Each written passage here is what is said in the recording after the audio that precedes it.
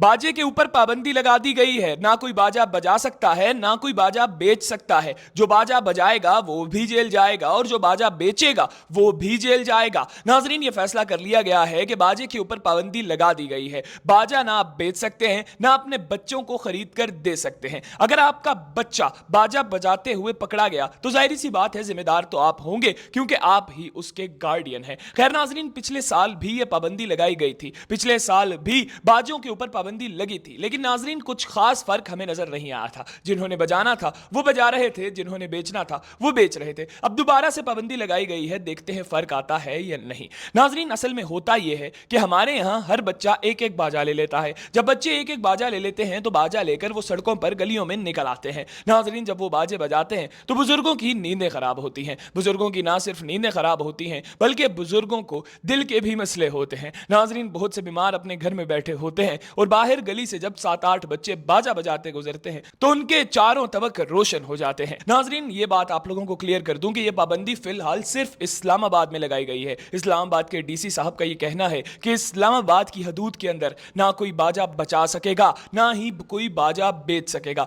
ये पाबंदी लगाई गई है 10 दिन के लिए, लेकिन नाजरीन हो सकता है कि आने वाले दिनों में, आज के ही दिन, सिंध और पंजाब में भी बाजे के ऊपर पाबंदी लगा दी जाए, क्योंकि लास्ट टाइम भी बाजे के ऊपर पाबंदी लगाई गई थी। नाजरीन, इस महीने से पहले हमारे मुल्क के बच्चों के पास वो टिक टिक टिक टिक वाला खिलौना था जिसके नीचे 2 बॉल्स होती हैं, उसको इंग्लिश में क्लैकर्स कहा जाता है। नाजरीन, वो खिलौना अमेरिका, कनाडा और इंग्लैंड जैसे मुमालिक में बैन है। एक तो अपनी आवाज की वजह से, और दूसरा जब उसको बच्चे यूं यूं करते थे तो वो बच्चों के मुंह पर लगता था जिससे बच्चों को नुकसान पहुंचता था।